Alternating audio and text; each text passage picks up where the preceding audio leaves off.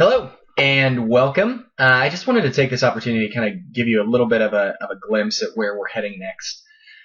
So the assignments for this week are going to be all focused on symposium speech. Remember, we've been talking about this a lot, but ultimately we are scaffolding our assignments to achieve greater rhetoric, to achieve greater understanding of persuasion, and then also just to achieve an element of understanding with how to craft and create and distribute a message. So the next step in that is a symposium speech. We spent a lot of time on the position paper because I wanted you to understand the process. I wanted you to understand just revising, editing, crafting a message, organizing and structuring persuasive elements. And so we spent a lot of time on that. Now what we're doing is we're taking our position papers. If you did a different topic than your group topic, that's okay. So we're just taking our group topics and trying to identify an organizational pattern, organizational structure for a symposium speech. So I want to do a couple things. First thing I want to do is I just want to go over just a brief overview of the symposium speech. If you go to our Blackboard site and go to course content, there is a specific folder for the symposium speech. So I think that will help if you have additional questions. Check there first, and then if you still have a question about something, just email me. So as a group, you will give a symposium speech on your controversy with the following objectives. Number one, convince your audience of peers to agree with your position. You want agreement. Number two, propose solutions, tangible action steps that we as the audience can do once we leave the room. So you've given us this problem. How do we solve it? How can we partake in the action step and the solution? Then number three, persuade the audience to actually take action to solve it. So you're persuading us to take your position, you are kind of giving us a solution, and then you're saying this is why you need to do this, this is why it's crucial. Each group will choose a pattern for persuasive speeches. As part of your upcoming assignments, you're going to have to complete workbook page 188. And workbook page 188 offers up several different organizational structures that you can use to craft your symposium speech. Monroe's motivated sequence is one, which we're going to talk about that in just a second. And then also you can use either like a problem solution type organizational structure or problem cause solution. A couple others mentioned here, refutative, comparative advantages. You can kind of look at just the other arguments and the other side and refute those, or just kind of look at ultimately what are the comparative advantages to doing your position opposed to another. As you look at roles, one person will serve as the moderator for the symposium. They offer up an intro, a conclusion, and introduce each member of the group. Your facilitator, your moderator, should be the person who you believe structures most coherently. So who is that person that you believe can add energy and inflection to the intro, can kind of give us a sense of relevance, can tie everything together, but can also transition people and the overall argument?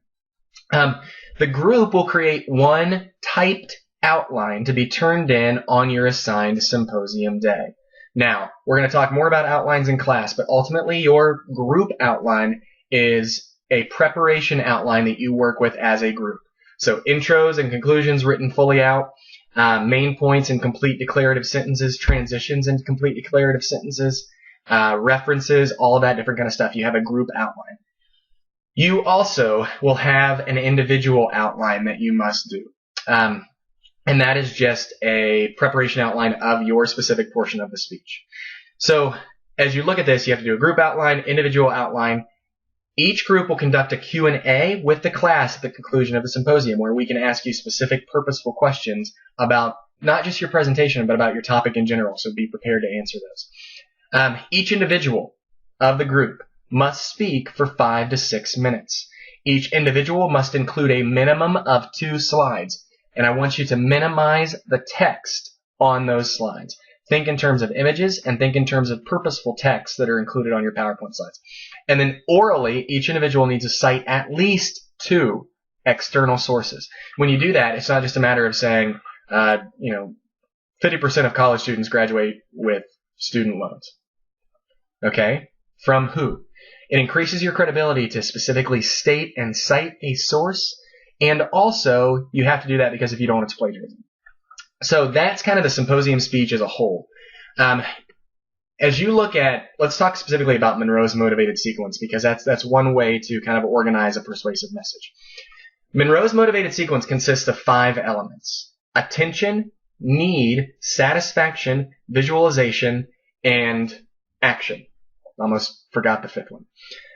Basically what that means is you're bringing attention to the topic by saying, hey, this is why you should be interested in this. This is why this is a big deal. You're gaining our attention in some form, whether it's through a story, a joke, an anecdote, I don't care. Hopefully not rhetorical questions, because I think those are miserable in speeches. But you're bringing attention to it. Next step is you're establishing a need. The need is basically the problem. What's going on? What is ultimately the concern?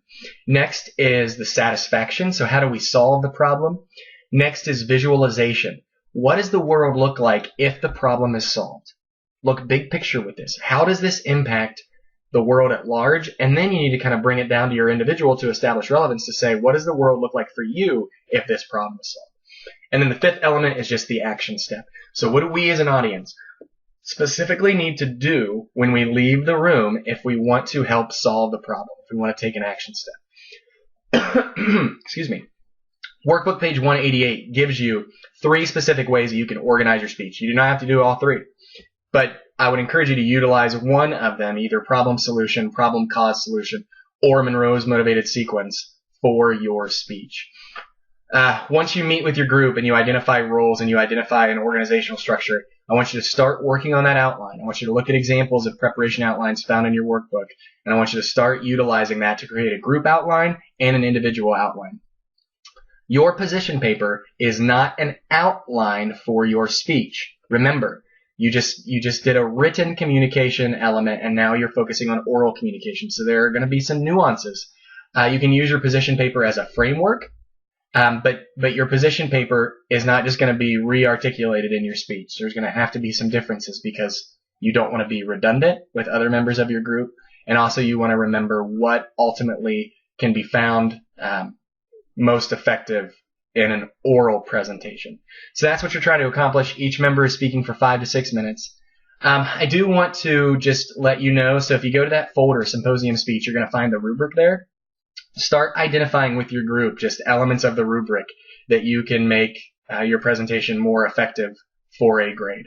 You do want to make it more effective for crafting and distributing a message, but also this is for a grade as well. So if you have 5 eyes on the rubric and you're all kind of going through that and saying, hey, we missed this, we need to have that, we need to have this many slides, we need to have this many images, who knows? But just go through that rubric together and ultimately try to distinguish how you can utilize your efforts to receive the best and earn the best grade.